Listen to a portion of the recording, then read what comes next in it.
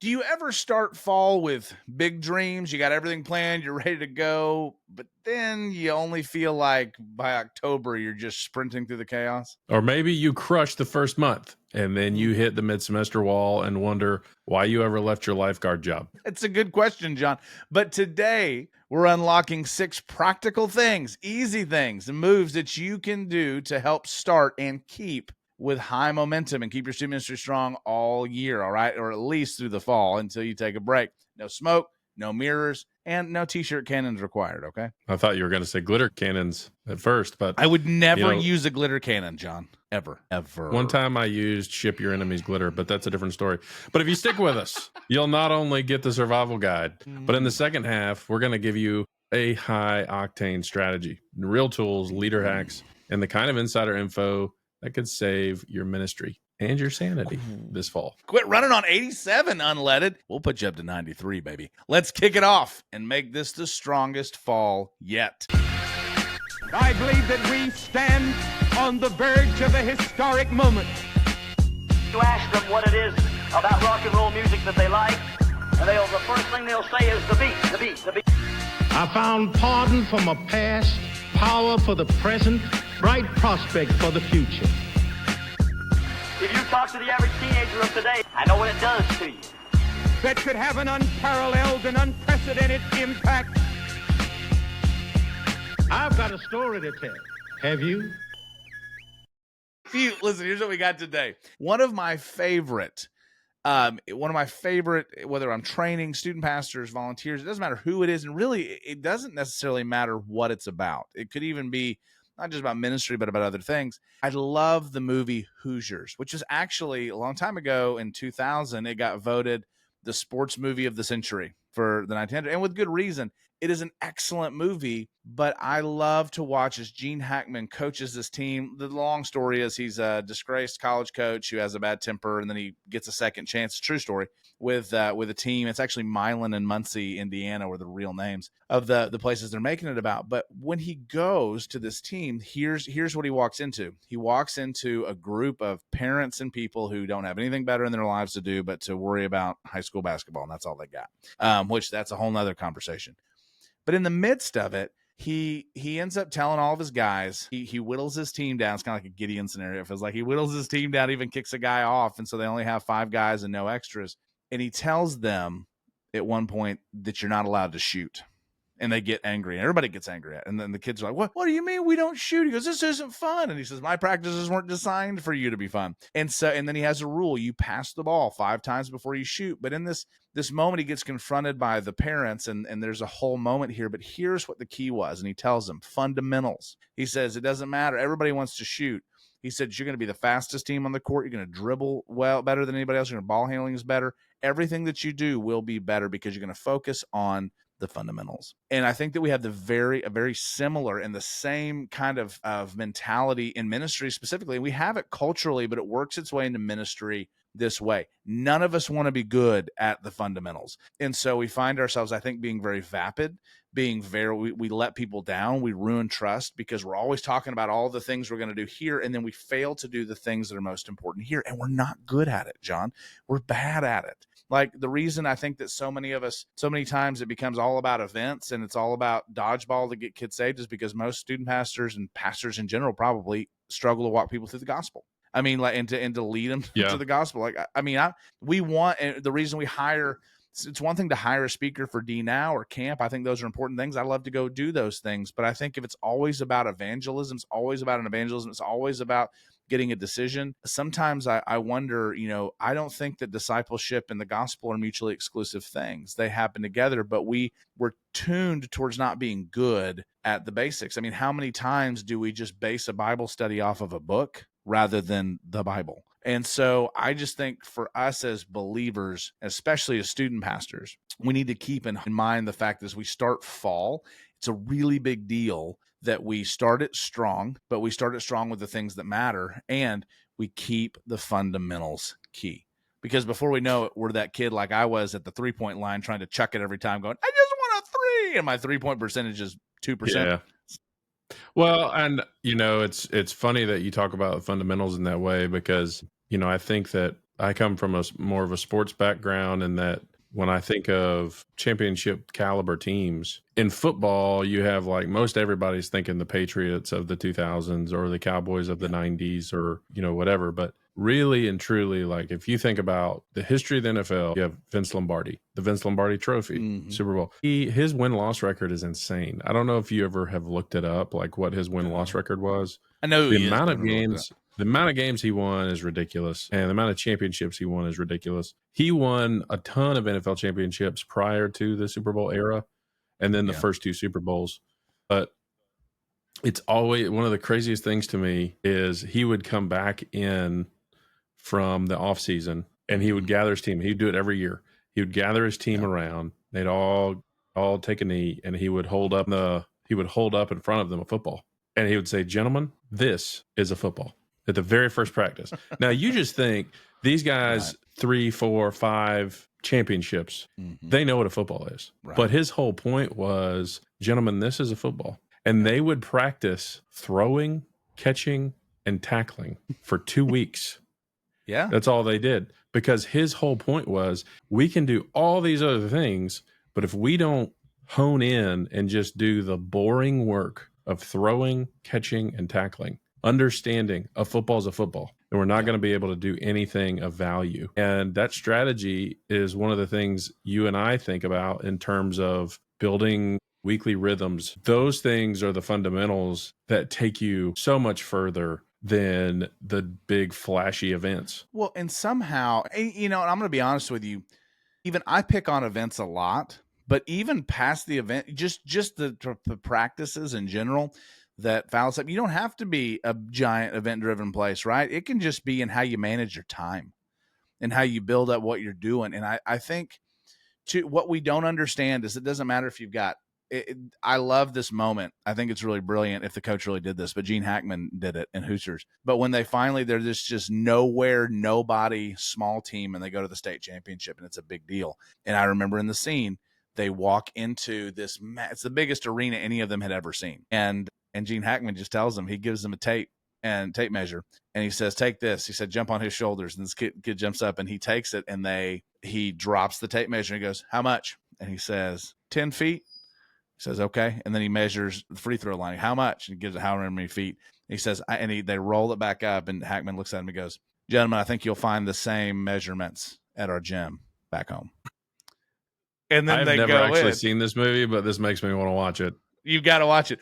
But here's the point in that, at least the point for us. We get it in the sports context, but the thing is, it doesn't matter if I was running a student ministry of 5 kids or 500 kids, and I have done both. I was playing on the same court, and the same fundamentals and principles apply. And if you want to do good ministry doesn't mean there's a lot of people in mega churches and massive ministries that are doing real bad ministry. They're just doing real good, community organizing. And so, but for us as believers, and as for us specifically as pastors who want to do good ministry, we've got to focus on the same things that anybody's going to deal with. Everything we do is scalable, John. Everything we talk about is scalable. And so as we look at this, listen, I think we got to be aware, not just we're always kind of pointing to victories that we have. I love why Michael Jordan said, "I've missed more than 9,000 shots in my career, and I've lost almost 300 games, 26 times. I've been trusted to take the game-winning shot, and I missed it," right? He was, when you talk about a champion's mindset, and I don't want to get too much into that because that's not a biblical mindset, but I do think that we have to be keenly aware of what we're trying to accomplish rather than just trying to eke wins and stats out of it. And so. Well, and I will say too, like there's a lot of guys out there that are probably running ministry, and unfortunately they're not able to take those shots because their leadership doesn't like doing things because we've never done it that way before. Right. And so there are some people that are listening. I know there's some people that are listening and they're like, well, I can't do the things that I want to do. I just have to continue doing the things that have always been done. And let me tell you, I've been there. Mm-hmm. You want to make some real headway. You want to get to where you can be trusted to do some things and to kind of fail forward. Start doing what we're talking about. Start building some intentional rhythms and do those things incredibly well. Because we're not giving you things either, too, that are that controversial, to be honest. Usually, they're really not. There are things They're that really not. like most of the time we get so caught up on the paint color of the house. You know that most of the time, like I think that the stat is that most women buy, we're doing too much on non-ministry things, but most women buy cars based all on applicable. on the cup holder. Like they pick cup holders for how much they love their car. And fair game, that has nothing to do with women or men. But I saw that stat the other day. The truth is we argue about the color of the walls when our foundation is crumbling. And most of the time, nobody cares what the foundation looks like, and they should. But when you have when I have guys that go, well, I have to do Sunday school. Okay, well then do Sunday school and do it really well. These things don't mean you don't have to do that anymore. We search for excuses for why we are failing at what we do. And God doesn't call shepherds to search for excuses. I'm not telling you can always 100% do everything that we say or 100% do the things you want to do.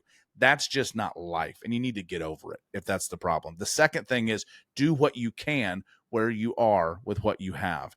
And we're giving you some ways that don't really cost, other than maybe one behind the wall, that aren't about costing you money. They're not about any. It's about properly apportioning your time. And and it doesn't cost money. Honestly, it doesn't cost money to do good ministry. No, it doesn't. Have to. And ours is about rebudget. Number 6 is about rebudgeting. So it's just about using what you have, but still. Well, I mean, I think like when we sold our house, I remember I got really frustrated because I always seem to get the inspector that knows how to really hose me, but never knows how to help me. And so I remember when we bought the house, everything was fine. And then we sold it 2 years later and we had to drop $14,000 or $15,000 in subflooring. And I just remember thinking, man, this is the least $10,000 I've ever spent. Like, I don't get to do anything. I'm not even going to get to enjoy it. I'm doing it for the next guy. I'm not even going to get to enjoy it. But you're doing it so the next guy can change the color on the walls and not worry about his floor. Yeah. And like that's crazy. But look, there's a part of it where you got to think of ministry that way too.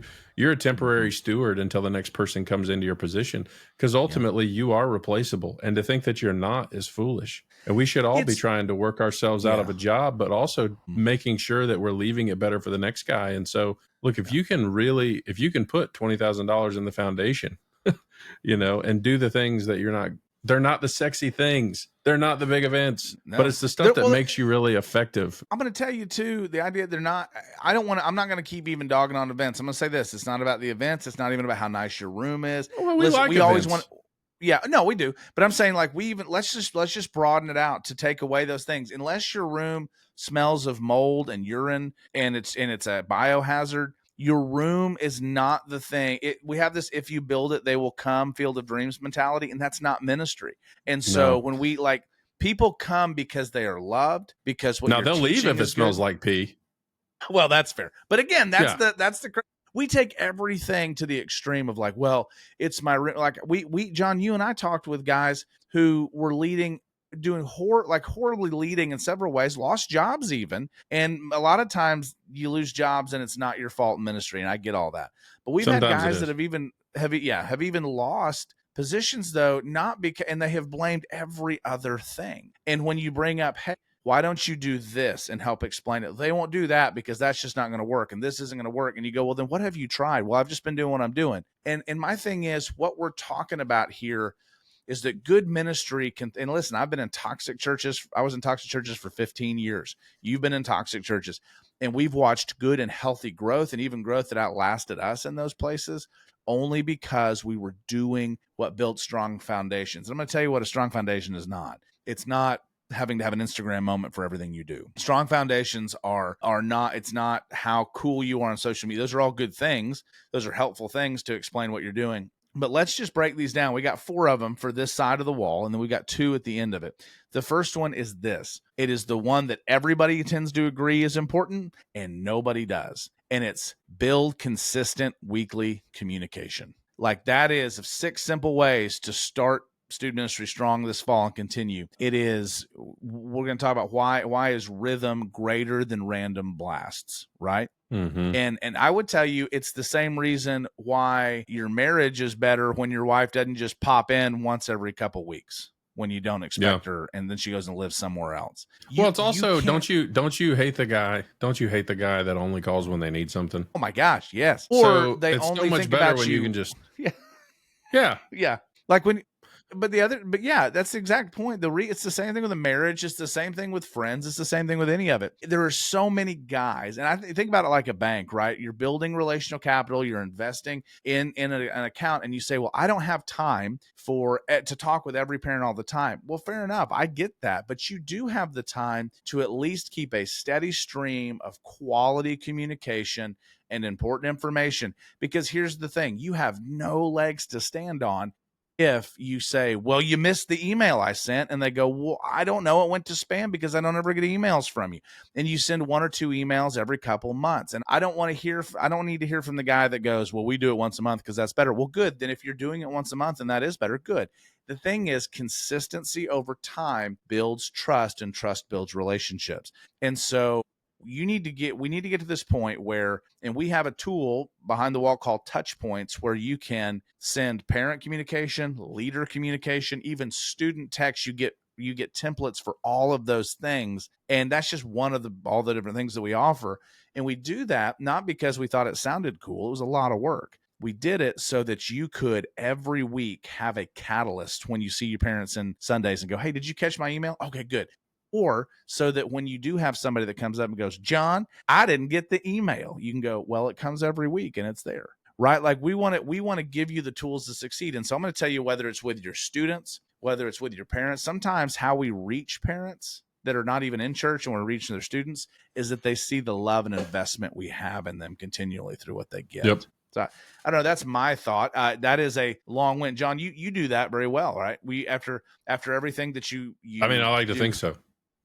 Well, part of it is we're doing the stuff that would have made the difference 15 years ago for us, right? And I think there's such a thing as being spammy, and so you don't want to want to cross the line into being a spam person. And so there's things that we offer that we use because we created them for ourselves. And there's we don't make anything we don't use. Yeah, and there's also other guys that need more communication than what my ministry needs. Sure. And so that's available too. One of our guys, not even a partner, he's one of our members. We talked about this with him, and he said, I send once every 2 weeks and I resend it every week. So he sends the same email twice because he's found that gets to his parents better. That they may not get the first one, but they'll get the second one. And so the key here is not, and listen, once or twice a semester is not consistent. So the key here is, I think it's got to be at least once a week, at least. Yeah. And this is going to be listen, you're looking at, if you use our templates, you're looking at 5 minutes to write an email and send it. But even if you're not using our templates, you're talking 30 minutes to an hour at the beginning of your week, every week, to send to your parents and to send to your leaders and to be thoughtful about it. But our thing is, you can edit templates and you can do all that, but you would have deep and meaningful, because another thing is communication. If you are married for 10 years and you just go, how's it going? Good, cool. You don't ever get any deeper. So it needs to be deep and enriching. It doesn't need to be, hey, this week, same thing's coming up. Hey, same thing's coming up. So we've got that. But not only do you need consistent communication, here's the other one that's the win. 2, you need to develop your leaders intentionally, because no ministry will ever rise above the leaders you develop. It just won't. You'll end up putting a roadblock in front of yourself if you're the main person all the time. Yeah. At the end of the day. Well, and got news for you. If your ministry's in a place where people are only coming for you, that's a problem. I mean, it's got to be that you are connecting your students with people who love and care about them. And so if you're connecting students with adults, like, you need to have a plan to intentionally develop them, whether it's specific videos that you're going to watch together, or specific messages that you're going to send them, or books that you're going to read as a team. I mean, my team, we read 3 books a year together and discuss those. And we don't even get together. You use the system we create, right? You use SSM teams for everything. That's right. 100%. And so, but we are trying to develop our leaders intentionally, and we have tools to do that. We want to make sure that we're not just putting people, we don't want to just recruit people to fill a role. We want to recruit people to build a team, and that matters. The quality of people that you bring in matters. The giving people the right jobs and the right expectations matters. So how you bring those people in, why you bring those people in, and the systems in which you cultivate in order to bring them along to where they need to be. Because a lot of times you're recruiting people for what they can be, not for who they are. And sometimes you're recruiting people for who they are. Well, I'm thinking about too, we get a lot of comments, whether you're co-vocational, bivocational, whether you're full-time, we get a lot of comments that goes, this is so much more for me to do. And I need you to take the baggage and take anything loaded that you hear out of what we're saying, because the truth is, I think most, whether you're volunteering and you're just showing up when you once or twice a week, here's the problem. If you work out, and I know that you don't have a lot of time, and I want to save you time and bandwidth. Okay. And John, you speak into this if you think it's wrong, but at the end of the day, I think most of us and most guys and girls that are doing student ministry and investing, right? Everything revolves around Wednesday, and then they are so blown out and worn out by Wednesday because they try and cram everything there while doing everything else in their life, and they leave exhausted. And then you almost get a paralysis and every time Wednesday comes around, because that's when you do it. And what we're talking about here, you don't have to write a formal plan. If you use SSM Teams, just text us and just sign up and do Teams, and then you're able to send your leaders book breakdowns, right, and talk about it. Or at the very least, like get what I'm talking about 5 minutes on Monday, but being able to, and we'll get to this in number 4, but to spread the work that you're doing throughout the week. Whether it doesn't matter if it's your second job, it doesn't matter if it's volunteer basis or if it's full time. You've got to be intentional about spreading that out so that it doesn't wear you out, because you're cheating yourself and everyone else if you do that. And so you don't want to just fill roles. You can always be evaluating just as you walk around. Hey, I don't think we need a snack shack anymore. Like, nobody uses it. Or, hey, how do we revamp that? Or, hey, how do I give Clarissa the snack shack and let her do whatever she wants to do, or whatever it may be. I'm just snack shacking. But to think through I must be hungry, to think through, how that works. But the truth is, if you only work out once a week, you don't get any better, healthier, stronger, thinner. So you want to spread out what you do over time. And that sets a precedent for your leaders too. Like, you can think about how many questions you wouldn't have to field if you send information out on Monday. Right. And so those kind of things, I think, just are important. It's an emotional bandwidth thing. It's not even a time thing. But number 3, you ready? This is my favorite one. This is the one you do better than I do. Oh, well, I just enjoy it. And so, but reach out to every student personally. Now, there's no excuse on this, because I'm going to tell you why. Not because I'm pointing the finger at you. There's no excuse, because it does not have to be done every week for every student. And so this is, again, a margin, build it as you go thing. But you need touch base with them once a month. Like, this all comes down to size of ministry. Do you have 5 kids? Great. Every month, make sure that you've written all of your students at different times during the month. Just set a reminder on your phone, a handwritten card, and send it to them. Make sure that once a week, at least, we have touch point tools for students too, for text prompts to help you with conversations if you need it, that you text your students once a day or 2 or 3 times a week, something like that, that they just know that you're reaching out to them. No agenda, right? Just, hey, love you, praying for you. Or hit them on social media, right? Go when you go to their events, because I know that y'all know that that's the right thing to do. And most of you are doing that. Make sure that you're tagging them, taking pictures of them, that you're letting them know, hey, I was here, and that you're proud of them by posting those things. So, think about who's missing, who's not. If you've got 400 or 500 kids, like I've said, what I did is I said, I can write two cards a day, 5 days a week. That's 10 kids. And that meant in 50 weeks, in 50 weeks. So just under a year, and I could make it faster or slower, but I got a printout of all my kids, and I just write them notes, and I would cross names off the list to make sure. And some people say, well, that seems, what about when the Spirit tells you? Well, you can do that in addition to this. You don't have to hear from the Spirit to just be obedient to build relationships. And so those are things you do on top of it. On top of that, when the Spirit says, reach out to this kid, do it. But if you just say, well, I'm only going to do it when the Spirit does it, well, you're never going to remember, because you're not in the frame of obedience to help invest in people. And students, we don't do attendance so that we can track people. That's what I think is the worst thing, is we've misunderstood. We try and track everybody. We do attendance so we don't lose track of people. And so that we know we do attendance so we can see who's not there. That's exactly right. That's what you always, and you reach out to that. Like, we used to have a strategy, man, and we need to put this down on paper and make it a tool. but where we had a 1, 2, and 3 week absent strategy that if when leaders, and they had it and leaders knew, they had handwritten cards in their packs with their roles. And if a student was missing for a week, they'd write a note to him. If a student was missing for 2 weeks, they'd have a student write a card to him. And for 3 weeks, like, we would add the level of it so that student never lost, touch with what we were doing. And so that being said, reaching out to every student personally is big. And if you still don't have the time to do what we're saying, this is where you go to number 2, develop leaders, and you make sure your leaders are reaching out to your students personally and stay on top of them. Number 4, this is the big one, John. You do this one really well as well. Well, thank you. Yeah, go ahead. You want to say it? Yeah, well, I think, and we've already touched on a lot of it, but building your calendar strategically, making sure that you're building in margin. A lot of guys, it's not that they burn out, it's that they sprint.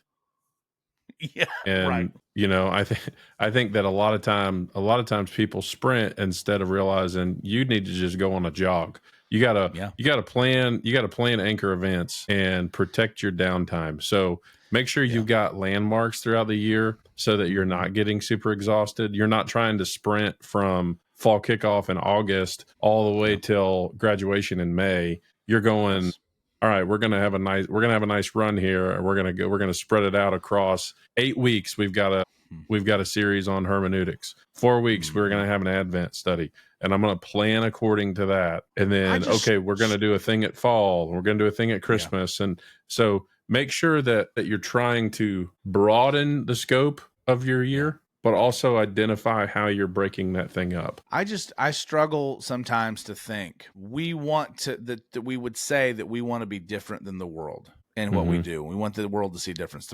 But the thing is, we don't ever change our practices or what we do. We let the world dictate how we even do ministry. And it's different than saying, how do I, I'm not going to plan this. I'm not talking about being holy or unholy. I'm not talking about the content you use. What I'm talking about is we're constantly, students, like it retreats and things like that we do now. We're starting to see that students love having no phones because they start having actual conversations and they enjoy the community. My push is we should ask the question, not, well, how do I just get into the culture? That shouldn't be the first question. That is a question that's important. I think the first question is what we're doing right? And is it what God would want us to do? In Jesus, when we look at it, we go, everybody, Jesus was a God he went away and he talked to the Lord and he took times of rest. And my thing is, okay, well, great. It's really hypocritical of us to say that and then never do that. It's also incredibly confusing to our church people to talk about how we need Sabbath and need those things, and yet we don't ever operate that way. And so I think we got to really look at it. Do as I say, not as I do. Absolutely. And then think about this, John. How will you even know what was a good event to do? Because I'm not anti-events. I'm just events strategically and intentionally. How do we even know what a good event is if we're doing it every week? It's like that adage, if everything's an emergency, nothing is. If everything's special, nothing is. If everything is a special event, well, then that's just what you're doing. That's not a special event. And so I would just tell you, you need to be able to help. There is beauty in the mundane. There is beauty in the rest. There is beauty in rhythm and in what we do. And I think it's really big to say, hey, I'm going to do a disciple now. For those of you that don't know what that is, because there's a lot of guys, that's just a weekend discipleship, an in-host homes kind of thing, usually in your region, where you just take 3 days, a whole weekend to do discipleship, usually bringing a speaker or something like that, right? Have a moment that's about getting away, even where you're at. Have a student camp or mission trip lined up, a couple mission trips every year. How you do that needs to be so strategic and clear that you're able to do all the things we're talking about, but have margin to do everything else. It's about doing the best things. So when you become known for doing the best things, not just good or better things, then you start becoming much less like the world and much more like Christ. And I think there's just so much that we miss. We just get caught up in the chaos, man. And I remember a pastor told me once, he goes, well, it never gets slower. It always gets crazier. So, that just is what it is. Well, no, it's not. As believers, we have not only the right and the ability to, but the calling to say no to what is not good and to be that. I genuinely believe, I saw it in my ministries, that the less I did, but the more importance I put on the things I did, the more I connected to people. And it was because we spent our time building relationships and doing what we needed to do. And I don't think this means you have to overhaul everything about your student ministry and rethink it 12 times. I think it means that you start adding into place these little things. And the more, I heard a great comment once, the more conversations you have on Sunday morning, walking the aisles, talking to parents, the less problems you have through the week, right? Like the more relational we are. But if you're running with a chicken like your head cut off every Sunday, every Wednesday, if you're stuck in this moment where you can't do anything but that, it doesn't matter if you say, well, I'm bivocational, I'm not, or whatever. It's time to start cutting things so that you can be present where you are and really think through it. And I know that's a hard ask, but I don't think Jesus calls us to easy things. So I'm speaking from somebody who's been there. I am still there. I still deal with those things. Learn to add margin. It's the same concept as when I was learning about calendaring from a pastor who's really good at it. He said, you should always have 15 to 30 minutes of margin and buffer time between every appointment you do. And I said, well, why? I'm just used to putting blocks next to each other. He goes, well, what happens when that one runs long? What happens when it was a really hard meeting and you just got to breathe? What happens, Yeah. And you need a minute. That's smart. Yeah. Yeah. And so you should do the same thing. Yeah. I well, think that's it for, go ahead. I think think about movie theaters. I mean, I do think a movie about theater. Well, I just think that to be specific and how you should think about it, when they have the time for the movies, they build in margin to be able to, like, somebody's got to go in, make sure it was cleaned up, make sure the popcorn and all the things. That's why the times are so weird. Why am I watching this at 5:40 and 5:35? Yeah. The times are weird because the movie theater understands that it needs to build in margin between things, because there's 100%. stuff that has to take place. And sometimes you just need a minute between things. Absolutely. This is a side note and we don't have to go in depth on it, but I will tell you that we need to do a whole podcast on holy boredom. And that, like, even when you're talking about how you plan even in events and how you do that it's a good to have godly people and healthy people allowing your students to be in seasons throughout the event of boredom. And do people get bored? We think about this. We don't even have this as an issue. And think about how many parents and families just tank out and burn out. And the reason is because some of the best lessons that we learned and times that we spent together were because we were bored. Yeah, you had to create. And you had to create something. You had to create your own fun. Man, God forbid you create anything now. You just watch your phone. Yeah. I mean, it's just crazy. Well, and I get it too. There are parents that don't want to leave their kids at home, and so they put their kids in camps all summer long. They go from camp to camp to camp to camp. But I think, man, that's a whole other thing on terrible parenting.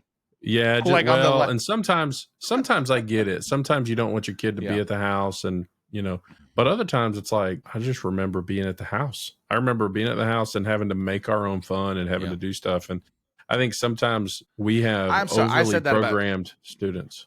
No, you're 100% sorry. I didn't mean to. We just overly programmed students and overly programmed their calendars. And I think parents are worried about their kids being bored, and they need to be bored.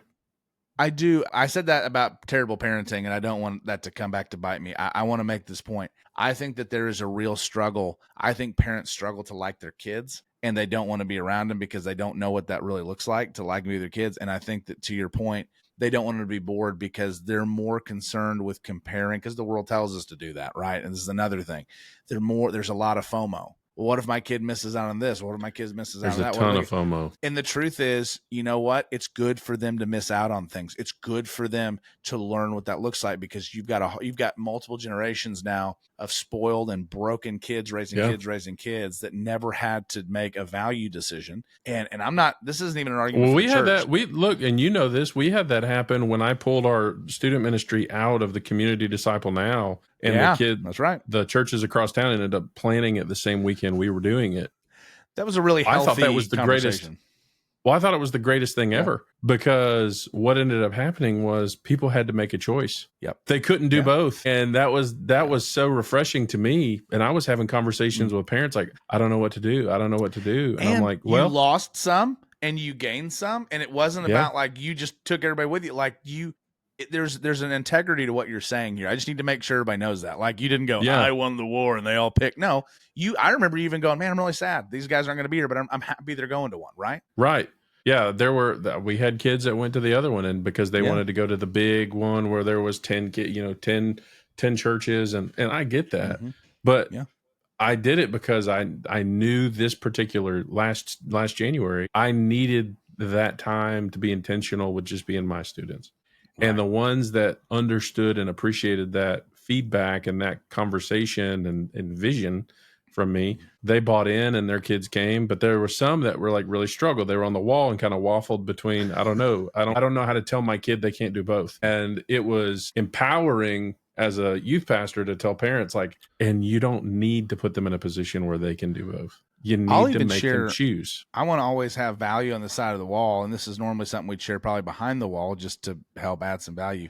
But I'm going to tell you something that I think it was one of the only things that I personally would call brilliant that I've ever done. And it was just I don't know how I got the idea. I think I just looked at people, but here's what you said something that kind of informed some of this for me years ago. We were talking or it's explained by it when you said, I love it, where you said, as a pastor, my job is to remove as many roadblocks as I can on the way to the gospel. Some roadblocks are beyond your control, and that's a lesson in and of itself. Mm-hmm. But I just remember there was a moment where I think that I did well on this. I don't know. But my thing was this.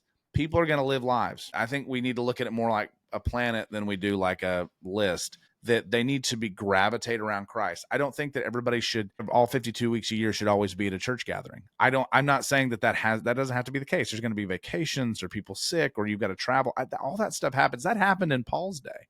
The thing is, when you make that such a low priority that you get out of orbit, and then you're not consistently in orbit anymore. Okay. So that's when you just go to church once a month, and that's the only community you really see. And it's not really a very good community. And then you get into sports, and I have no problem with sports. I have a problem with parents who didn't get hugged enough as a kid or didn't do good enough in sports. So they're trying to live through their kid, because your child's going to love what you teach them to love. And that's just how it is. Yes, there's exceptions to that, but even Proverbs says, raise a child in the way they should go and they won't depart from it. So we're raising a lot of kids in ways that we shouldn't. And so I balanced all of this between travel ball, dance, all these things. I strategically picked dates that I did stuff, and I laid out my foundation. Sunday, I don't think Sunday morning is a very missional hour for students anymore.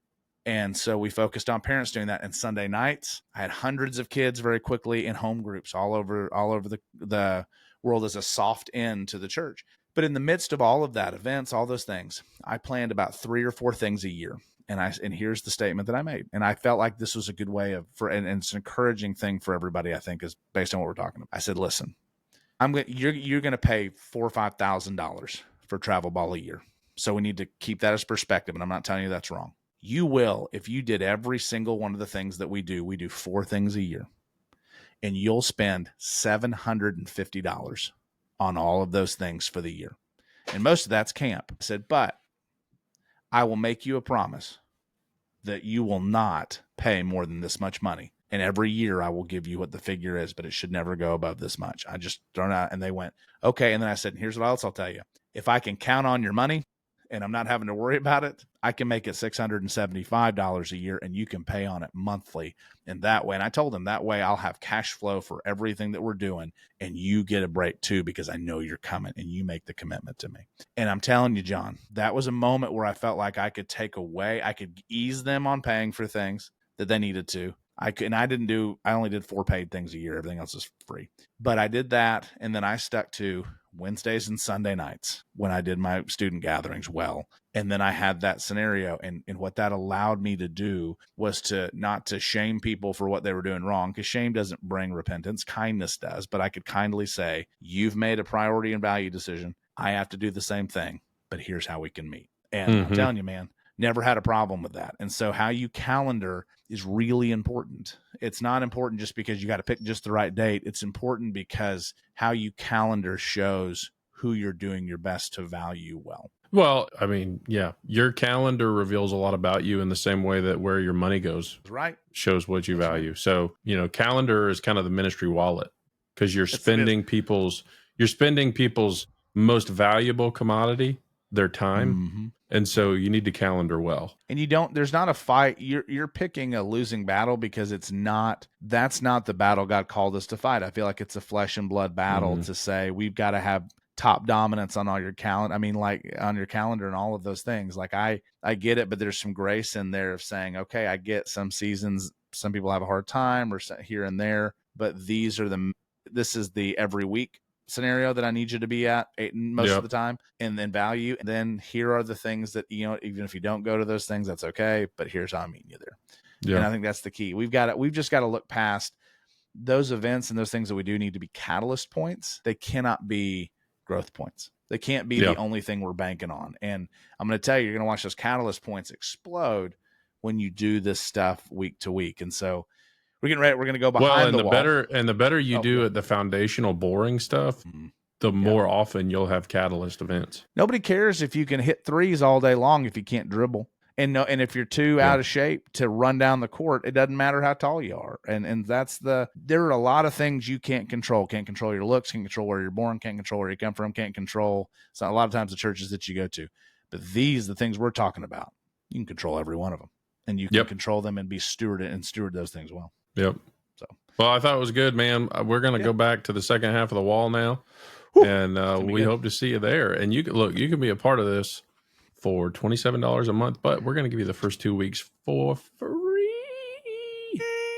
All you got to do is click on our link for free. That's the one. Yeah. The Adam Sandler one. Speaking of, did you watch it? Happy Gilmore too? Yeah. So good. Listen, all I saw was the very beginning, and I will tell you that was a big, I'm like 10 minutes in, long enough in for me to go, wait, what? All I know is here's what I know. People want every movie to be cinema, and it's just not designed that way. This movie, it didn't take itself too seriously, and it knew what it was, and I think it did a good job. I thought it was fun because I'm a huge Happy Gilmore fan. Yeah, and I'm a Sandler fan. Stop watching it because of something. I had to hit the pause button on it and come back to it. But we'll talk about more of that behind the wall. But also here's our big talk about it now. Go. I'm sorry. My bad. Communicate. We're going to communicate with parents consistently. That's one of our real world multipliers, how to do that, how to do it well. I mean, if you get behind the wall, you're going to have access to those touch points we're talking about. We're going to walk through them. So start it for free. There's years of content. There's everything you need. It's $27. We've had 4 people jump in today. Our stuff is, I'm going to tell you objectively through filters that we've run and we've done the research. We score higher than everybody else on the 7 most important things about curriculum. We have a community of people that are connecting. We have exclusive content. We have 4 podcasts launching that are not us. There are other people that are partners with SSM launching. So many things happening. It's worth it. And it's literally less than you pay for Starbucks. And you don't have to worry about games or anything like that. You have everything you need for $27 a month. And then we're going to talk about what budgeting actually looks like and some really practical tips there. So see you on the other side of the wall.